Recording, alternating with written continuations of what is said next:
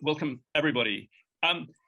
Right, now look, this is your opportunity to ask anything you want to ask within reason of the people who put the walk together. And on the Zoom with us, the key people are Amir Zuabi, who has headphones on and just wave. That's Amir. Hello, everyone.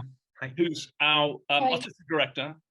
And Amir Nizar is the person who, with our partners, and we have some 250 partners across our very long route, he's co-conceived all the acts of welcome, of which there are more than 100. So he knows everything about everything. He can answer any question you can throw at him. That's not true. We have two of our puppeteers. We have Mouiad and Rachel, who are together, and they're waving. They're the people who, two of the 9 puppeteers who animate Little Amal.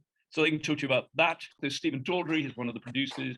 And then there's Michael, Morpurgo, Juliet Stevenson, and V, who've been very active supporters of Good Chance and The Walk for a very long time. We have 8 countries that Little Amal is walking through: Turkey, Greece, Italy, France, Switzerland, Germany, Belgium, and then the UK. And we have had 2 very successful, exhausting, but amazing weeks in Turkey. And then we took a little break. Little Amal needed a little rest, as did all of us. And it was a very, very useful 10 days to think about what we've done and what we've done well and what we haven't done quite so well. What have we learned? How do we do better? We had some days off to do that, and we're just back up and running again in Greece, in northwest Greece, in the city of Ioannina. And we start again tomorrow evening with the first big event of the second and main part of the walk. And we now continue all the way to Manchester, that we'll reach on November the 3rd without another break. Right, so having said which, would anybody like to ask a question of anybody? Jerry. What's the best moment so far for Mouiad and Rachel when they've been moving the puppet? There's been a lot of highlights so far, but I think the very beginning, that our first event starting in Gaziantep, close to the border with Syria, was pretty epic, wasn't it? It was a very amazing. We ourselves were not in the team that was walking the puppet. We were part of the stewards who were surrounding Amal and helping her to ease through the streets of Gaziantep, which were full, absolutely full of people. And it was very moving, and it was very beautiful. There were a lot of children involved with us who were holding lanterns for Amal to follow. But actually they were ahead of us and they wanted to watch Amal. So it was really quite hard making progress down the streets, because more and more people were crowding into the streets. And there was a fantastic festival atmosphere, a beautiful concert, and a light laser display on the castle. And a large percentage of our audience were Syrian, who are living in Gaziantep. And there was a lot of incredible feeling for Amal, and many children were gathered around the back of the truck, curious about what was happening in this little car park that had been described as out of the way for us to secretly kind of get ourselves prepared, but it was actually filling up with people all around who were curious. And a lot of Syrian families, weren't there? And one woman said to, I think it might have been to Mo or to Fida, said in Arabic, when the case was opened and Amal started to emerge in the back of the truck with the stilt walker Ben sat in front waiting to have her put on top, and she said, "Is that Amal, the lost Amal? We will walk with her." And that was how the whole thing started for me. It felt, well, as you can probably tell, it felt very, very emotional and very wonderful. So that was an exciting, that was probably a big highlight, because it felt epic. Thank you, Rachel. Mouiad, what was the high point for you? It was really epic, as Rachel said. It's not easy at all, but it's worth it for me, really. And Rachel said everything about the beginning of our journey. But do you have one, that a particular walk that has meant a lot to you personally? Yeah, for me, it's the first walk for me, which the first time I was inside of Amal, which was in Tarsus. Oh, Tarsus, yeah. Yeah, and it went very good, I think. It went so good. Mo was in the middle, and Fida and myself were on arms, and we met a lot of children that day, and we danced with children, and the children took us through the streets again, and we were given an embarrassment of riches of gifts. But Mo had this beautiful walk around this church, and from the church to the mosque. Exactly. and it was all difficult terrain. There were steps, there were arches to squeeze through, and it was a baptism of fire. Yeah. Right. Thank you very much. Amir, Nizar, do you want to say what the high point's been for you so far? This is really hard to choose because there were many highs and many lows. But I think for me, the leaving of Turkey, the last day on the beach in Chesme was very, very potent. We had a long day where we were walking around a deserted resort where a lot of refugees used to hide in before they parked the ships, the dunghies, to do this very perilous crossing between Chesme and Chios. And in the evening, we had an installation of shoes on a deserted beach, so 1,000 pairs of shoes on an empty beach. And Amal just stood there for a long, long time. And that these two events became one thing for me. And I think the weight of the voyage and the weight of what still expects her kind of kicked in and became very emotional. There were many, many, many moments of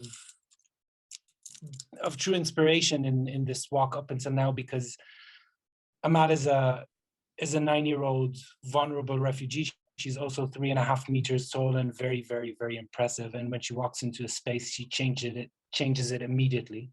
And I think the reactions from people were very beautiful and inspiring because of their simplicity, because of their immediacy. So I can't choose a favorite one. The most intimate and personal was the one on the Chesme beach. And the next day we were in Chios after a very long journey, and the joy of arriving into Chios and the reception we received there, which was fantastic. I think these two in opposite contrast were very, very powerful. Yeah, my high point was Chios, was arriving. This our arrival in the harbour in Chios on the island, where it kind of felt as if the whole town had come out to Greece. Of course, it hadn't. It's quite a big town, but it felt as if everybody was there. There were people, and the reason we sort of felt everybody was there is they sang a song in many different groups. There was a brass band first playing the song, and then a group of adult women singing a choir, and then young people, and then another group of young people, refugees from a refugee camp nearby, and then there was a small orchestra, and they all played the same song in different ways. And the song was the song of welcome that people in the village sing to the new year. So everybody knew the song, except they'd written new words. And instead of welcoming the new year, they welcomed them all. It was very moving. It was great. Okay, a question has come in, says, Philip, wondering if there were any surprise obstacles and how they were overcome. Yeah, hey, how long you got? Can we go on doing this for a month? Surprise obstacles. Nizar, do you want to talk about surprise obstacles? Well, one thing that we knew from the beginning in creating this walk is that it happens in the real world, and it's as reactive as Mercury, because it has to be. This is a very big logistical feat. It's complicated. It has many moving parts, but it also happens in the world. And obviously, I think day 3 in Turkey, fires started happening everywhere, and that obviously changed a lot of the events. Music in Turkish society is an act of jubilation, and the country was in mourning and in shock. So all our musical events were canceled, and we had to think very fast and on our feet to replace them. I think one of the hardest days as well for us as a team was we were supposed to go to a community of Yuruks up in the mountains, and the Yuruks are the nomads of Turkey. And for months on end, we have been talking with them and creating this very special connection that took a lot of time to nurture. And they have created amazing acts of welcome and kind of given this a lot of love. And the day before that event, because they are living up in the Anatolian Heights and very close to nature, they were asked by the Turkish government to go as scouts to help put out the fires. So all this encampment that we were supposed to go and visit suddenly wasn't there. And it was harsh because I think everybody was really expecting this off the road adventure with the nomads. And it was also hard because we kind of felt for what's happening to them. Some of them have houses that have been burned in Silifke. So it was kind of very, very moving. And immediately we had to come up with a replacement. So we found a different small village up in the mountains, got there in the morning and tried to understand how we create a big event, which happened to be one of the most beautiful moments in Turkey, because we had Amal sleeping in an open space guest house and all the women of the village singing to her and trying to calm her down. So it became very intimate and beautiful. But I think we all coughed blood at the end of that day. We also had to do a 9-hour drive back to Antalya because of the fires, and the 9-hour drive became an endless 15-hour drive for some of us because cars broke down, trucks got lost. You know, one of these days that everything that can happen happens. But at the end of the day, we did a beautiful event, and we got to Antalya, and the next day, because of the fires, we had our main event in Antalya moved from the center of the city to somewhere else. So we had to again reorganize. So this kept on happening. I'm very proud to say, and most of the credit here goes to the unbelievable tenacity of our puppetry team that have been very agile and hardworking. We didn't skip a beat. There wasn't a day where we were just lulling around. If an event got canceled, we created something to replace it with our partners or with new partners. And I think that's part of the joy of creating this, is we had an unbelievable amount of goodwill to begin with, but when we were walking, the goodwill kept on coming. More and more people said, well, you can't do this, but we can do this with you, let's do this. So this kind of reactivity was beautiful to see, because it means there's a lot of good people out there. And giving them the opportunity to celebrate the fact that they're good people, I think is part of what the walk is about. Juliet. I just longing to ask the puppeteers and Nizar and the creative team, is Little Amal, who is she becoming now that she's actually walking all these years and months of preparation? But are you finding that she, as a person, this little puppet, is becoming a different girl to the girl that you created in your imaginations? Is she developing a life of her own, a person, as she encounters all these new and sometimes unpredictable situations? Is she sort of changing? Has she already grown into something different from what was designed or dreamed of? I'm gonna ask the puppeteers, and I'd like to put Juliet's question in a particular context, because over the last couple of days we've been rehearsing again, getting back into training, getting back into working with Little Amal. And while I was up in the theatre earlier in the day, I asked the puppeteers about whether coming back into this creates a different sort of freedom. I mean, I don't want to put words in their mouth. Rachel, Mo, what's it like coming back to Little Amal? Is she different? Has she changed? Is she the same? What's it been like? For me again? Yeah. Okay. I think she is changing all the time, and I think we're learning such a lot about her. We have a very real relationship with her. I can't put her down as sticks and paper mache or cane or whatever. She sits in the room at the side of us talking, and you can't not acknowledge her. She's beautiful. She's our girl. She's there. We all care a lot about her, and have very strong feelings for her. And when she's got a different person inside and different people on the arms, different elements of her personality come out. And we're seeing this more and more. And that's sort of what we've been rehearsing with this last 2 days, is just to get back in, find the mechanism again and the system of work, but also trying to increase the communication between, it's normally 3 people on her at one time. It's 4 if the terrain is difficult, or if there is strong wind, then you need somebody to support the back. So we have teams of 4, but we're very, very often in teams of 3 at one time. And different ones of us bring different, I mean, we each, bring different elements of her personality. And I don't think it's a conscious thing. I think it's just, I mean, Nizar has called a few of these personality qualities out before. And I know you've said, Nizar, that whenever Mouiad is in the middle, she's proud and has great strength of character.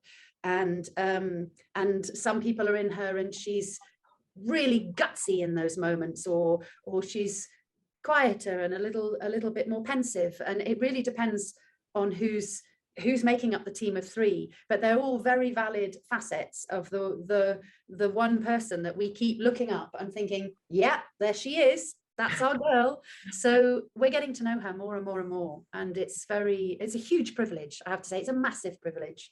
A lot of people would want to be in our shoes. Yes. Or in her shoes. In her very big shoes. Mo, do you want to add anything to that? I think Rachel said everything about her, but for me now, the first time I met Amal, she was a doll, just doll for me. But now she is really alive. She is a little girl, really, for me. It's real, it's alive after 2 months now. I would want to add one more thing to this, Juliet. She is evolving, but the most evident way of her evolving, and you'll understand this because of the actress you are, is there are moments where she becomes transparent, which means there are moments where she just blends into the environment. She's just very big. But she becomes a real girl that's just 3.5 meters, and the environment starts to react to her as if she's a real thing and not a theatrical attempt of a girl. Yeah. And when these moments happen, something miraculous happens to the space around her. We had a moment in Mersin, late at night. She was walking on a very, very long, dark promenade. And for about half an hour, she just became part of the city. She wasn't an event. She just blended into the environment. She just became a 9-year-old that is lost and looking for a place to sleep this night, and she can't find it. And these moments become very, very beautiful because she disappears, and because she disappears, she becomes so present. Yeah. You understand this paradox as an actress. Yeah, absolutely. Yeah, Sure, fascinating. Virginia, you want to ask a question? Hi, yeah. First of all, it's amazing to meet you, and thank you for everything that you're doing. And it's really impressive to see what you've managed to put together. I wanted to ask you, obviously, everything that is happening now in Afghanistan is absolutely horrible. Have you at all changed any of your plans or tried to connect with more Afghani refugees, or added any events given what is happening? Or I know that already the organization for what you planned was really complicated, but did anything change, or are you trying to find some maybe little Afghani kids to meet Amal and try to be... Virginia, let me try and answer that, and other people can join in. What's happened in Afghanistan changes everything. Everything's different. Everything we do is different. All the events that we planned are now different. They mean something different. It's always been the most urgent question. It's now 100 times more urgent in every way. It changes everything. We haven't changed the events because the events that Little Amal will be welcomed at have been planned for a long time. And everywhere that we're going, a group of people from that village, town, or city have been preparing them for a long period of time. So we want to respect that, and we want to engage with them in the way they wish us to engage with them. But it changes. Well, I've said it. Everything is different. And of course, it's not just the walk that's different. Everything's different. Nothing's the same. We haven't engaged yet specifically with new refugees, but that's, to the best of my understanding, that's not yet affected where we are in northern Greece. It may be different when we get to Athens in a few days' time. V, do you have anything you want to ask or say or suggest? Hi, everyone. I'm so happy to be here with this project that I believe in so profoundly. And I think it is just not only magical, but of the greatest necessity, particularly in light of everything going on in Afghanistan.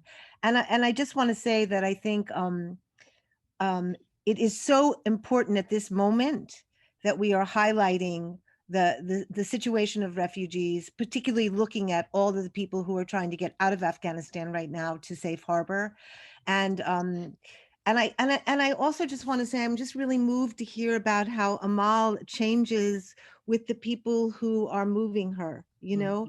And I want to say we're in the process of organizing a big demonstration that's going to happen in September all around the world. And maybe there's some way for the women and people of Afghanistan, and maybe there's some way we could coordinate something wherever you are to highlight that. But I'm also curious, like, how are there people who are not responding well to Amal? Are there people who are resisting Amal? I'm just curious. We're right in the middle of that at the moment. For the first time, one of the places that we were planning to visit, in fact, the place we were planning to go tomorrow, has said at some level, we don't yet quite understand at what level this is, but have said they don't want us to come. Now, I'm not clear, and I hope to be clearer later this evening, when in each territory we have a producer, and our Greek producer Yolanda's been out wrecking with Amir Nizar in the course of the day and night. But at some level within the town that we were due to go to tomorrow, they've said we don't want you to come. And there's two grounds for that. It's a very, very old town. It's a mountain town where there are very ancient monasteries going back to the Byzantine era, 1,000-year-old monasteries, particularly as I understand it, a conservative part of the Greek Orthodox Church. And they've made two comments. One is that if we come, we could be spreading COVID. Well, hey, they don't happen to know this, but we are super punctilious about, as you would expect us to be, about that. So we don't believe that that's a factor. What they objecting to is the fact that the Amal is of the Islamic faith. But we're not clear, or at least I'm not clear, at what level of the civic administration this has come from, or whether it's a religious a group, or quite what that is. So, but that's the first time we've had this response. And our response to this is very simple, is the theme of the walk is welcome. It's about welcome. And if we're not welcome, we won't go. If they don't want us there, we'll respect that. So one of the things Amir has been doing in the course of the day is finding an alternative for tomorrow. But look, you know, this is real world. We know countries throughout the world, but in Europe are divided. The country I mostly live in, the UK, is one example. The country you live in, the US, is another. Half the people are on our side, half the people are against us, as it were. Of course, there will be people who don't think what we're doing is of value. But this is the first time we've had anybody say, don't come. David, can I ask you one more question? Yes, please. I feel like you're at a really critical point, and I think I would love to know, and maybe I think everybody here, what can all of us be doing to really make this as easy for all of you, as powerful all of you? Like, what do you need the most from us? Talk about it. Get the word out. We have this very beautiful material, these very short videos that have been produced, which are emotional and evocative. They're on Instagram, as I say. We've just it's a good chance YouTube channel as well, where they can be found. We've just started a relationship with a social media company who are going to help us get that out. But talk about it. Get the word out. The invitation is to everybody to welcome Little Amal in their own way, and we're thinking about it in that way. That's the main thing. I mean, we've spent a lot of time, and people on this call have been tremendously helpful in raising money. We're about to launch what we're going to call the Amal Fund, which will be a fund that we will run in association with the a charity, Choose Love, to raise money for basically for the, in general terms, for education of young refugees. We'll announce that within the next week. If people have ideas about how we can grow that as substantially as we can over the next months, that would be great. But basically, you know, if you had a good time, tell your friends. That would be great. Thank you very much, V. Michael. Yeah. Do you have anything for us? Yes, I do. It's quite difficult because I find the whole the story of what you're doing so, what's the word, powerful, that it's quite difficult to talk about it dispassionately. The first thing I want to say is to talk, if I could, to our wonderful puppeteers and to ask them if they have regular physiotherapy. Yes, we have. I must say we feel we're being very looked after. We really are. That was the point of my question, because it must be. I mean, you're at the sharp end of this. The idea is so wonderful and extraordinary, and you people, the closer we get to Little Amal herself, the more it is you people who are carrying it. And I'm full of admiration for your stamina and your determination, as I am indeed about the whole project. I have been really persuaded right from the start that this is one of the most powerful stories and the most powerful way of telling it.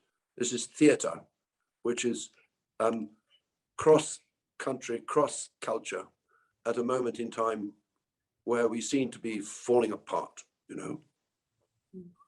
And I don't think people know about it enough.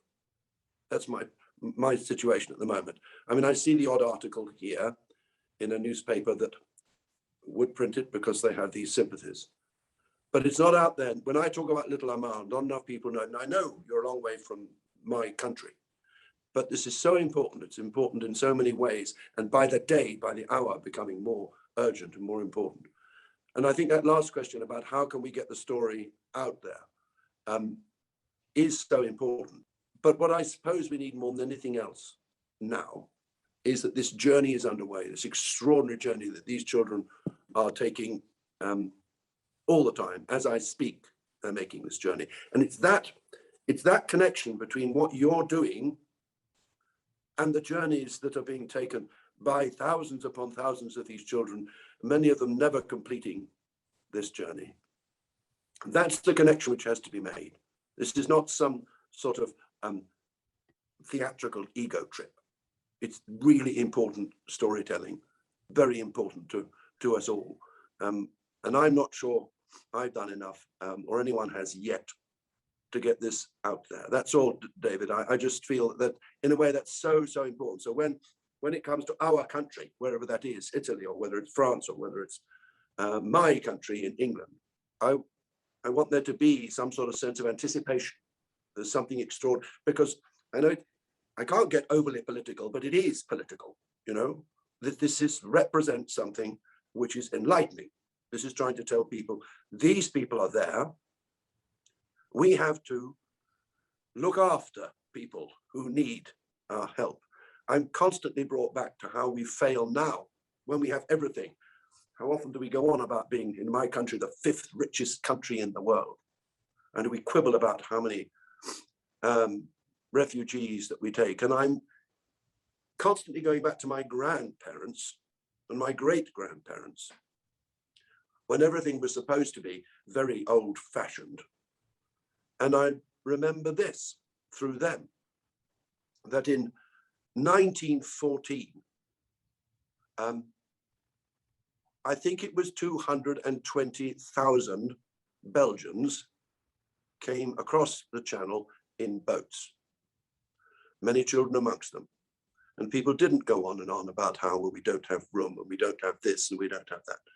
They came and they stayed here. They didn't know when they were welcomed in that the war would end in, quotes, our favor. They didn't know they'd be going back. So it's this generosity of spirit which is there amongst the people, and it needs awakening. And Little Amal has got an extraordinary job to do to awaken that generosity and thoughtfulness. So I've whittled on. That's what I do. I talk too much. I'm sorry. I'm going to be an actor in my next life. Then I'll speak someone else's words. Thank you, Michael. Maybe you talk too much. You certainly don't write too much, but thank you very much for that. Just two quick comments on that. You know, I guess it's obvious, but if we speak about the walk in political terms, then many of our partners are unable to work with us. So we speak about it in humanitarian terms, and as a public art project, it's theatre. It's a work of theatre on a very big stage. And that enables the largest number of people to be part of what we're trying to achieve. But the second thing I'd say, in terms of the reality of telling a story, is that when people do say no to us, as one group of Greek Orthodox priests have done, it actually helps us to tell the story. Yeah, it's part of the story. It's not to be avoided. No. Or to be swept aside. It's part of the story. Thank you, Michael. That was great. Kate? Hi. You have a question or a comment? Hi, everybody. I'm just actually curious what the response has been with your partners, because they've been preparing for all of this on the ground in a very different way, and then it happens, and then Amal leaves. And what is their response? Or, you know, how changed are they by this experience? Nizar, would you like to take that? This sounds like us patting ourselves on the shoulder, which I think is too early to do, and I'm happy to do after a beer in Manchester when we finish. But working with Karam House, which is one of our partners in Turkey, that was one of the first events in Gaziantep. They were one of our partners there. After the event was done, the CEO of Karam House and me had a coffee, and she said, "You don't understand how important this is for our children, because this event means so much for our children, because this is the first time their story is center stage. They obviously work with refugee children." And then she started crying and said, "I'm sorry, but on a personal level, this is the first time I have closure with Syria," which is very odd, because this project is all about a refugee child, but somehow through the connection of her leading her children into our event, she made peace with her journey. In Chios, what we kept on hearing was that our partners, that a lot of them are humanitarian groups or NGOs that work with refugees, but also the Chios Philharmonic and different musical groups that we forced into the project, said after the event that one of the main things for them is that this was beautiful, and everybody was very happy that we pulled it off the way we pulled it off. But that this is very powerful, because it's wind in the sails for all the solidarity groups that are working with refugees in Chios, because it's the first time they're celebrated in the center square of Chios. Up until now, they were somewhere working in a refugee camp far away, out of sight. This is the first time they are again central stage. And it's two different central stages. But that's what the walk is achieving. And that, I think that's the power of it, because it's very simple, because it's a 9-year-old that is doing a movement in a city, and then something happens. I think our partners up until now have been very happy with what has happened. But I think everybody's very proud. If I want to choose one word, everybody that's been involved in this project is feeling a sense of pride and a deep responsibility. Everybody's aware that we're telling a very important story that doesn't belong to us. It belongs to thousands of people. And we're trying to tell it humbly and generous, in a generous way, and honestly.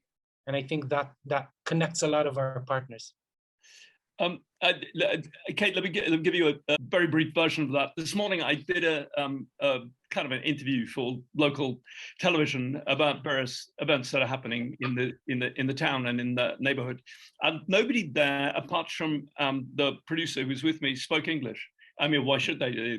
Greek, but they didn't speak English, and nobody talked to me at all until they pointed a camera at me, and I said, "Well, they don't really care. They've got their music festival. It's cool. It's fine. I can deal with that.